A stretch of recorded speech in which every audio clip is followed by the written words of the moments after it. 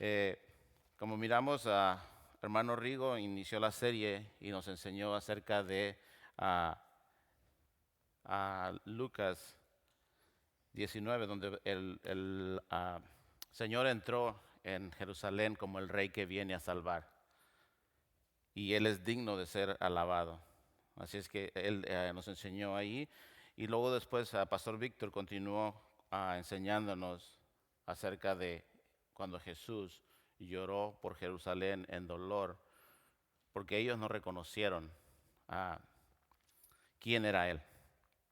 No reconocieron quién era Él y más bien querían sus beneficios, no a Jesús. Y hoy vamos a estar en Lucas 19, 45 al 48 y he titulado el mensaje El Señor del Templo. Y vamos a dar lectura al pasaje. Tal vez pueden mirar ahí arriba, pero si no pueden acompañarme en sus Biblias en Lucas 19, 45 al 48. Dice, luego Jesús entró en el templo y comenzó a echar a los que vendían animales para los sacrificios. Les dijo, las escrituras declaran, mi templo será una casa de oración, pero ustedes lo han convertido en una cueva de ladrones. Después de eso, enseñó todos los días en el templo, pero los principales sacerdotes y los maestros de la ley religiosa, junto con los otros líderes del pueblo, comenzaron a planificar cómo matarlo. Pero no se les ocurría nada porque el pueblo prestaba mucha atención a cada palabra que él decía. Vamos a orar, hermanos.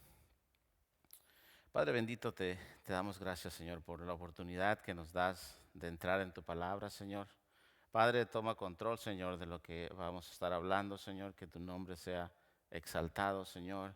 Y Padre, que remueva, Señor, de mí nervios y todo lo que pueda ser mío, Padre, y puedas tú hablar a través de tu palabra, Señor. Gracias, Señor, por el privilegio que me das de poder compartir tu palabra, Señor. Y Padre, te pedimos tu dirección, Espíritu Santo. Toma tú el control, Señor, y sé tú hablando, Señor, a través de tu palabra, Señor. Y Padre, que remuevas todo lo que sea mío y solamente sea tú el que hables, Padre, en el nombre de Cristo Jesús. Amén.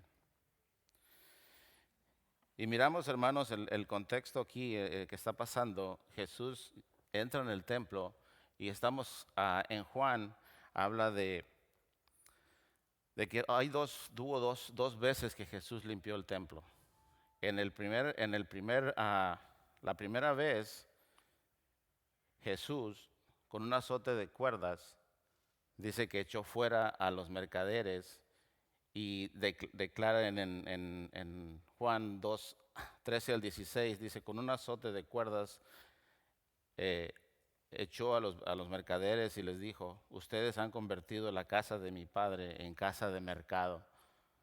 Entonces, nada más para mencionar esto, no vamos a entrar mucho en esto, pero en los otros dos evangelios, en Lucas y en los otros dos evangelios, él dice que han convertido la casa de mi padre en una cueva de ladrones. Y vamos a centrarnos ahí en Lucas, cómo el Señor entra en el templo y está pasando la fiesta de la Pascua, está por llegar la Pascua. Entonces en el templo están los que están vendiendo animales y están vendiendo animales para los sacrificios. Y el Señor entra en el templo y Él declara su autoridad o muestra su autoridad echando fuera a todos los vendedores y que están vendiendo animales y los que están cambiando las monedas para comprar los animales. Eh, Me puedo imaginar cómo el Señor llega y no pregunta quién está a cargo, simplemente echa fuera a todos los vendedores y echa afuera a los cambistas y Él declara su autoridad sobre todos, no pregunta quién está a cargo, no hace ninguna cuestión cómo hago, por qué están haciendo, Él simplemente entra y echa fuera a todos. Él demuestra su autoridad sobre toda autoridad. Él dice que Él tiene autoridad sobre todos. Eh, y lo demuestra ahí. Ahora su autoridad no es para engrandecerse, no es para mostrar que Él es grande o porque algo no le gustó, pero incluso cita en su palabra por qué está haciendo eso. Él se indigna mucho porque mira lo que están haciendo. Ellos están profanando el templo, están usando ah, el templo para las cosas equivocadas, erróneas. Él declara en Salmo 69:9, dice, el celo por tu casa me ha consumido y los insultos de aquellos que te insultan ha caído sobre mí. Salmo 69:9. Ahora, qué es un insulto? Él dice, los insultos de quien te insulta han caído sobre mí. Y una definición de insulto, la blasfemia que implica hablar de manera irreverente o profana sobre Dios o lo sagrado, es vista como un insulto grave. ¿Y qué estaban haciendo los líderes religiosos? Estaban lucrando con la fe. Dios había estipulado que cada año vinieran a ofrecer sacrificio a Él, pero ellos estaban, los historiadores dicen que ellos estaban vendiendo, o más bien estaban legitimando a personas que a través del sacerdote establecía una forma de cómo ellos podían hacer para tener y proveer animales para los sacrificios. Ellos establecieron que los que vendían los animales aceptaran solamente una moneda y esa moneda tenía que ser la más valiosa.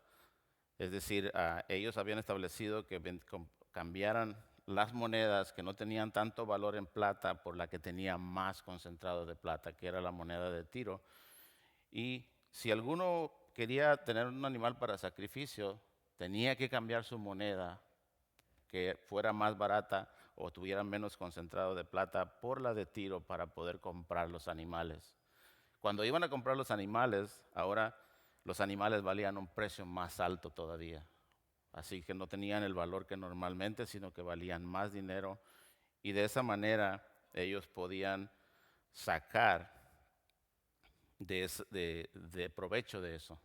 Los que manejaban realmente la venta de los animales, el cambio de las monedas que estipulaban eran los religiosos. Ellos sacaban ventaja del pueblo por la necesidad que ellos tenían de comprar los animales para el sacrificio. Ahora, hermanos, no era ilegal comprar animales. En Deuteronomio 14, 26 al 27, el Señor había dicho para aquellos que venían de lejos, que iban a venir a adorar, que era el tiempo que Dios había dicho para que ellos vinieran a adorarle y ofrecer los sacrificios.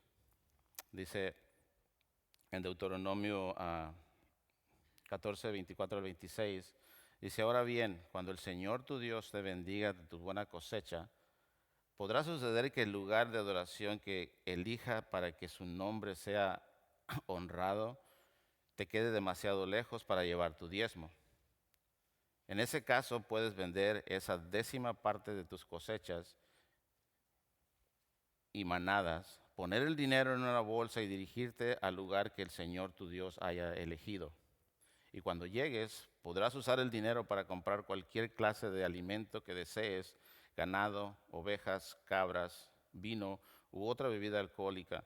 Luego comerás hasta quedar satisfecho en la presencia del Señor tu Dios y celebrarás con todos los de tu casa. El Señor había dicho que podían usar lo que ya estaba destinado, como cada familia destinaba el diezmo para venir y traerlo al Señor y a sacrificio presentarlo a Él. Y podían vender lo que ellos habían destinado ya para darle al Señor y venir al templo y usar eso y comprar el animal o cualquier animal que necesitaban ellos para ofrendar a Dios y presentar su sacrificio, ellos podían hacerlo. Dios lo había dicho que estaba bien. Pero aquí Dios está nombrando la cueva de ladrones, las prácticas en el templo que los mismos religiosos habían puesto por carga al pueblo. Estaban lucrando contra el pueblo.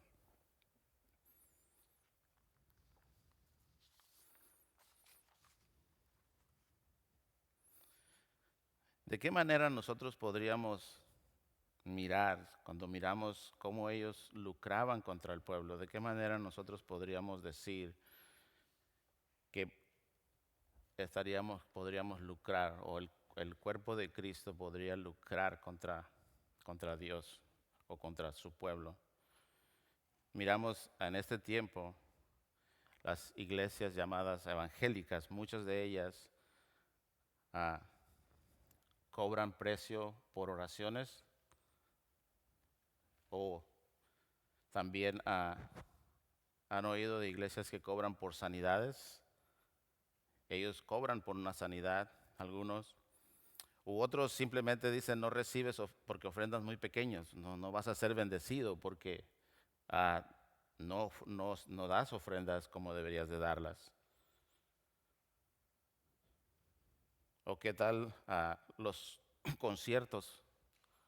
¿Cuánto cobra un concierto cristiano? Cobra muchísimo, llamados conciertos cristianos, y cobran estas cifras muy grandes, o lugares donde los predicadores cobran mucho dinero por venir a predicar. Y eso por decir de alguna manera.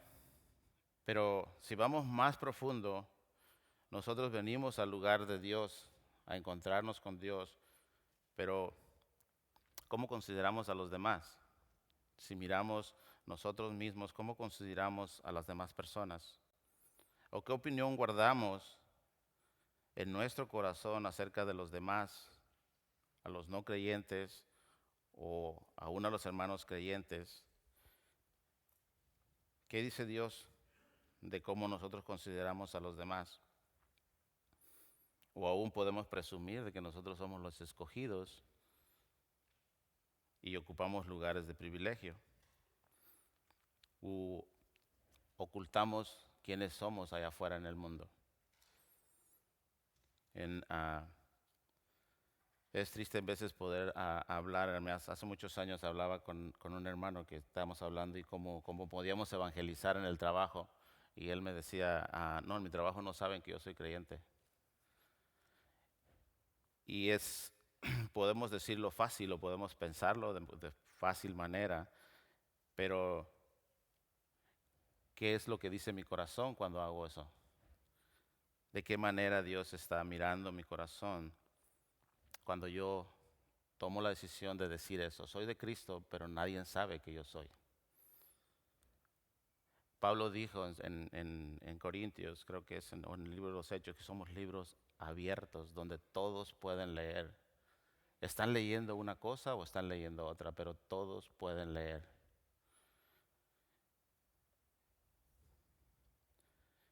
Y el Señor busca nuestro corazón. Dice, también citó a Isaías 56:7, y él dijo, mi casa será llamada casa de oración. Cuando miramos en Lucas, dice que ustedes han transformado mi casa de oración en una cueva de ladrones. Y estaba leyendo el versículo de Isaías que dice algo que describe una cosa muy diferente de lo que estaba pasando en ese momento allí en Jerusalén. Lo que el Señor había dicho allá en Isaías dice, los llevaré a mi monte santo de Jerusalén y los llenaré de alegría en mi casa de oración. Aceptaré sus ofrendas quemadas y sus sacrificios, porque mi templo será llamado casa de oración para todas las naciones. Si miramos lo que Dios había dicho que su templo iba a ser, es algo muy diferente a lo que estaba pasando ahí en Jerusalén. El Señor dice que los iba a llevar a ese lugar donde los iba a llenar de alegría y ellos iban a estar en su casa, en una casa donde ellos iban a estar hablando con Dios, comunicando con Dios, y Él iba a estar aceptando sus ofrendas y sacrificios quemadas de la manera que Él lo había dicho. Es decir, ¿quién los iba a llevar allá a la casa? Los iba a llevar Dios. ¿Quién se iba a gozar con ellos? Era Dios mismo. Lo que Dios había dicho para su casa de oración era muy diferente a lo que estaba pasando en Jerusalén.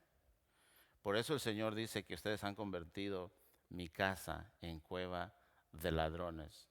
Ellos estaban buscando llenar solamente sus deseos. Estaban buscando enriquecerse con la fe, pero lo que Dios había dicho era algo muy diferente. Y Dios lo sigue diciendo, ese es el lugar de encuentro, el lugar donde Dios tiene el primer lugar, donde es Dios el único que es exaltado, donde es Dios el único que merece ser alabado. Y Él no necesita de dinero. Y ellos conocían estas escrituras, pero al parecer no les, no le hicieron, no hacían caso de ellos, no vivían de acuerdo con las escrituras. En Isaías 55:1, Él dice de la manera que podemos venir a Él, o que les había dicho al pueblo que vinieran. ¿Alguien tiene sed? Venga y beba, aunque no tenga dinero. Vengan, tomen vino y leche. Es todo gratis. No era algo que tenía que pagar. No era algo que tenía que a hacer para poder.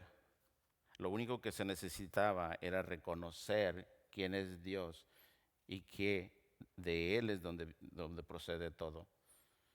Y Él los invita de esa manera.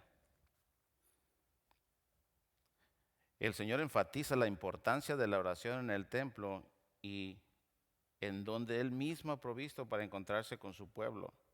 Un pueblo con gozo, con alegría de poder encontrarse con Dios. El Señor mismo habla, dice en Lucas 15:7, dice que hay gozo en el cielo cuando un pecador se arrepiente.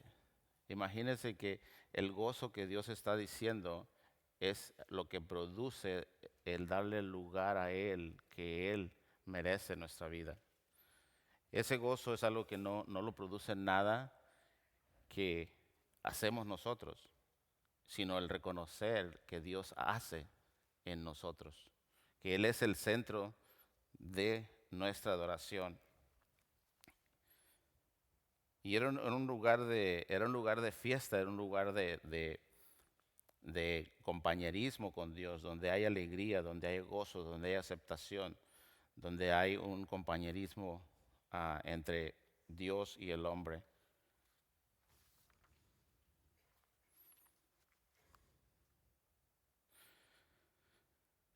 Cuando miramos nosotros allí mismo en los otros pasajes, Isaías 55:3 y 55:5, nos habla de cómo el Señor le decía al pueblo cómo nosotros ellos deberían de venir a Él.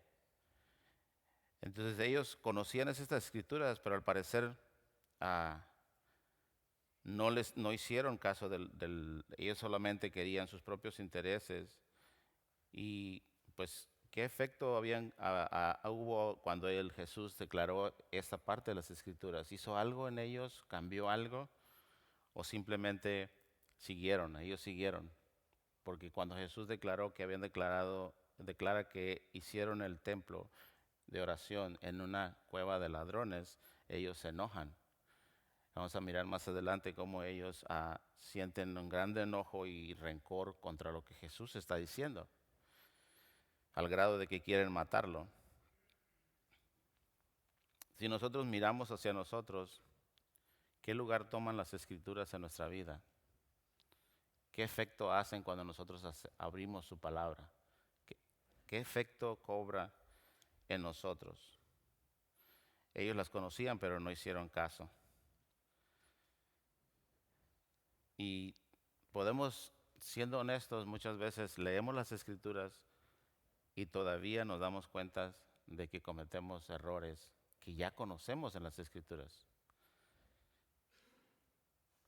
So, reconociendo que es difícil para nosotros ir al pie de todo lo que las Escrituras dicen, pero necesitamos reconocer de que nuestro único lugar seguro es volver a Jesús, regresar a Él, regresar a su palabra, regresar a sus Escrituras y para recibir lo que Él nos quiere dar. En, ah, en Jeremías 7:11 dice: ¿no conocen ustedes mismos que este templo que lleva mi nombre se ha convertido en una cueva de ladrones? Les aseguro que, que veo todo el mal que ocurre allí. Yo, el Señor, he hablado. Ahora vayan a Silo, al lugar en donde puse antes el tabernáculo que llevaba mi nombre, y vean lo que hice allí debido a la perversidad de mi pueblo, los israelitas. Y vemos aquí como el Señor también cita a Jeremías 7:11. Y lo que estaba pasando, si usted va y lee Jeremías, todo el capítulo 7, va a encontrar que es muy similar lo que pasó allá en Jeremías. El profeta Jeremías estaba describiendo lo que le estaba dando palabra a los israelitas de todo lo que estaba pasando, que ellos estaban siendo totalmente desobedientes a Dios de una manera muy similar a lo que estaba ocurriendo en Jerusalén cuando Jesús entró en el templo. Lo que estaba pasando ahí era algo muy similar, puesto que los abusos contra el pueblo eran muy similares. Los líderes del templo estaban abusando también del pobre, del huérfano, de la viuda, de todos los pobres estaban siendo abusados por el mismo provecho. Cuando el Señor cita ahí, Él está buscando que ellos se den cuenta, porque ellos tenían todas estas escrituras.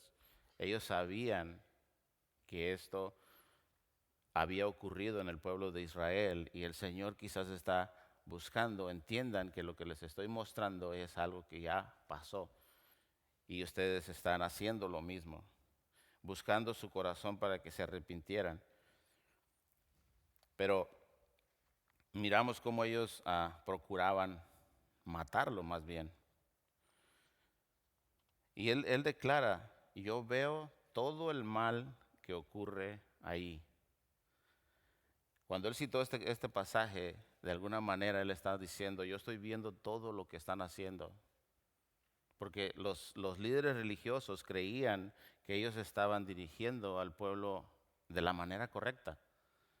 Ellos no están pensando que están haciendo algo equivocado. Ellos piensan que están haciendo todo lo que deben hacer y que lo están haciendo bien. Y Jesús entra y declara que lo están haciendo mal, que están convirtiendo en todo lo contrario lo que Dios había estipulado que era su casa de oración.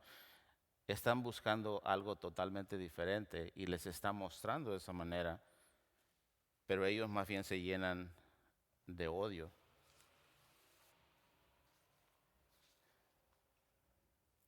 El odio y el rencor siempre trabajan juntos, siempre están unidos, y aquí miramos cómo los líderes religiosos, en lugar de escuchar lo que Jesús estaba diciendo, ellos empiezan a pensar cómo matarlo. Escuchamos el domingo pasado, Pastor Víctor nos decía cómo Jesús lloró por el pecado de Jerusalén y nos declaró cómo aunque Jesús lloró, Jesús no paró la destrucción que había dicho que iba a pasar con Jerusalén. Cuando Jesús lloró sobre Jerusalén, lloró de dolor porque él sabía que aunque él les estaba diciendo y él estaba mostrándose a ellos, ellos no iban a reconocerlo.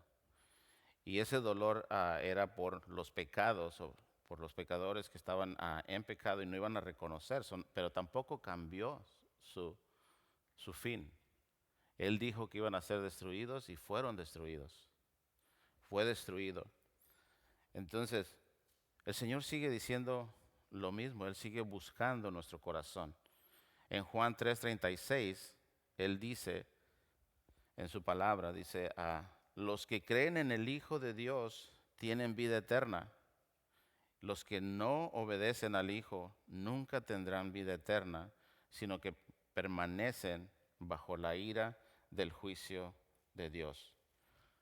Pastor Víctor nos compartía eso también. Hay una manera de evitar el juicio, decía él. El juicio ya está dicho y Jesús ya lo dijo. Y Él sigue hablándonos en esa manera. Es decir, Él no va a detener su plan. Si no tenemos al Hijo, el que no cree en el Hijo de Dios, no tiene vida eterna. Entonces, miramos en los últimos dos versículos, en 47 y 48, dice, después de eso, enseñó todos los días en el templo, pero los principales sacerdotes y los maestros de la ley religiosa, junto con los otros líderes del pueblo, comenzaron a planificar cómo matarlo. Pero no se les ocurría nada porque el pueblo estaba poniendo mucha atención a cada palabra que él decía. Y aquí tenemos, en estos pasajes, tenemos dos tipos de personas. Los líderes religiosos que querían matar a Jesús y los que buscaban que les enseñara. Los líderes religiosos que ellos decían estar esperando a Jesús, al Mesías, pero estaban peleando porque el Mesías fuera como ellos querían que fuera. Ellos no estaban esperando al Mesías, el Salvador, que entró en el burrito a salvar. Ellos estaban esperando al Mesías que iba a entrar y ellos iban a formar parte del grupo del Mesías que ellos esperaban. Ese es un Mesías totalmente diferente al que vino a salvar. Y ellos estaban, pero de esos todavía hay muchos que no quieren que Jesús sea el Señor de señores. Hay muchos que rechazan a Jesús todavía. Y el otro tipo de personas eran aquellos que estaban atentos a escuchar sus enseñanzas. ¿Con cuál de los dos podemos identificarnos? ¿Con cuál de los dos te identificas? El grupo de personas que estaban, los que querían escuchar y que estaban atentos, que era la mayoría del pueblo, porque dice que todo el pueblo estaba atento a lo que él decía.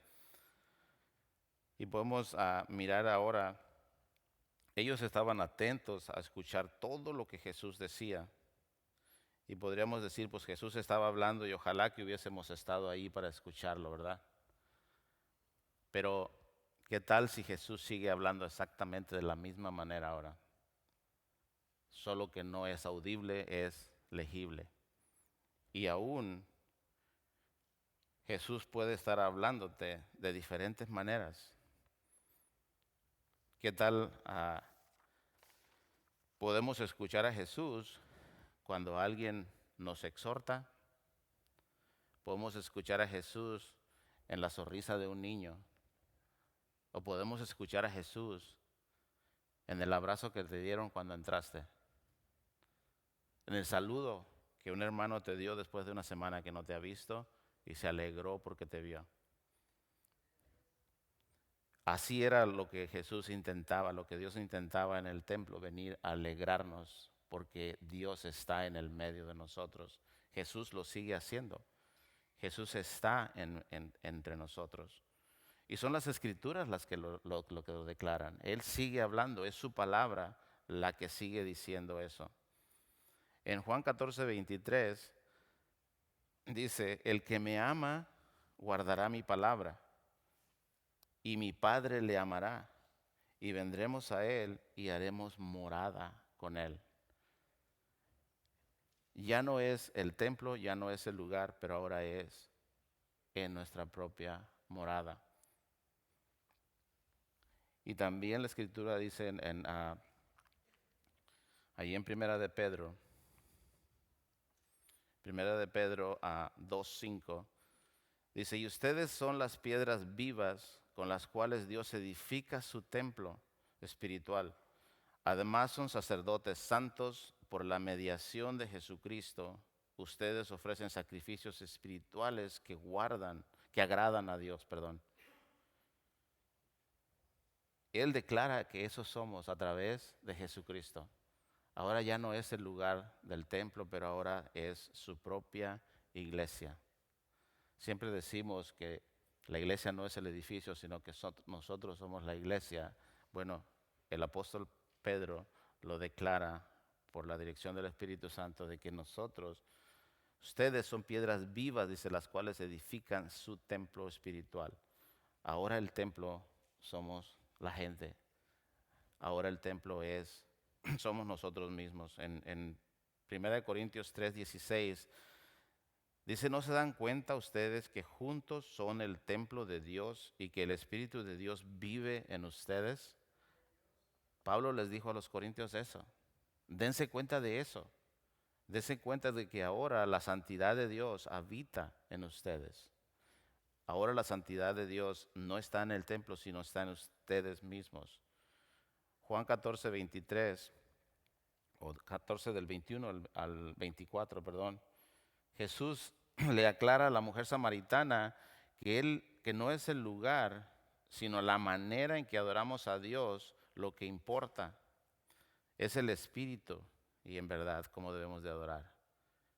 Y ya no es el lugar, sino la manera de cómo adoramos. Y no porque nosotros decidimos eso, sino porque Dios busca que así sea adorado. Se recuerda, Él había hecho el templo para que fuera el lugar de adoración. Ahora Él ha dicho que ahora para que le adoremos a Él tiene que ser en espíritu y en verdad. Algo que Él mismo ha escogido, algo que Él mismo declara que en su palabra, que esa es la manera como nosotros debemos adorar. Él es quien nos ha santificado. Y estoy terminando, hermanos. Esa es la manera. ¿Cómo encontramos esa manera? A través de Jesucristo. Dice que a través de la mediación de Jesucristo, nosotros podemos ofrecer sacrificios espirituales que agradan a Dios. Allá eran animales, ahora son sacrificios espirituales que son agradables a Dios, pero es a través de Jesucristo, el único que pudo ser digno delante de Dios, el que nos hace digno por su sacrificio. Es a través de Jesucristo que murió por nosotros y ahora nos presenta justos delante de Dios. Somos santos porque Cristo es santo. No por nuestros hechos, sino por nuestras decisiones, sino porque Cristo es santo y nosotros creemos en su santidad y en su sacrificio por nosotros. Para terminar, si somos santificados por y para Cristo, hemos sido santificados por Cristo. Entonces glorifiquemos a Dios en nuestra manera de vivir.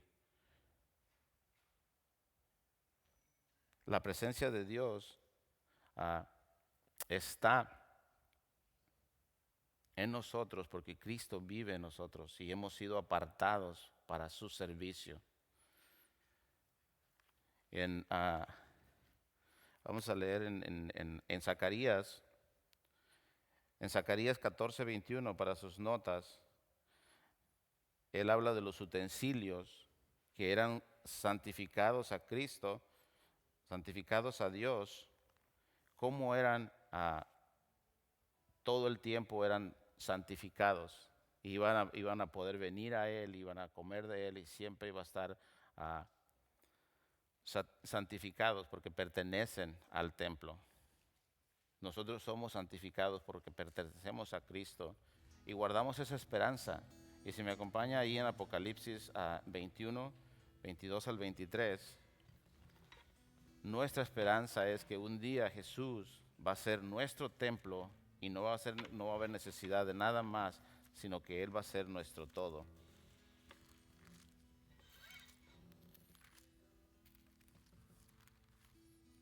Apocalipsis 21, 22 al 23 dice: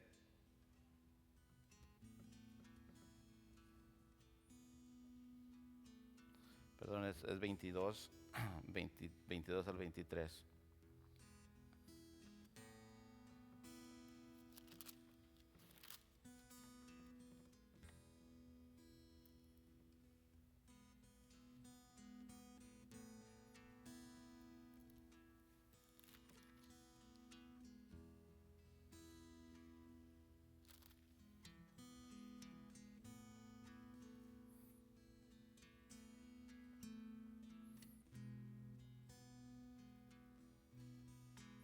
Me equivoqué el pasaje, hermanos, pero es Jesús dice que él va a ser nuestro templo y no habrá necesidad de más de luz, porque Él va a ser nuestra propia luz.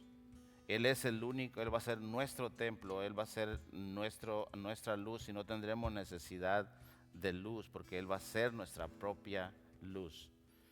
Me equivoqué en la cita, pero eso es lo que la palabra de Dios dice. Gracias, hermanos, y que el Señor nos siga dirigiendo hacia Él en todo momento.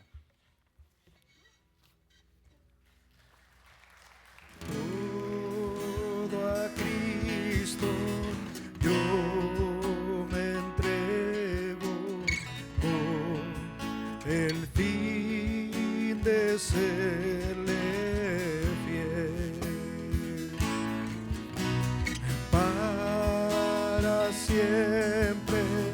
Quiero amarle y agradarle solo a Él. Dígale al Señor: yo me rindo a Él. Yo me rindo a Él. Todo a Cristo yo me entrego. Quiero serle fiel. Dígale al Señor: yo me rindo a Él.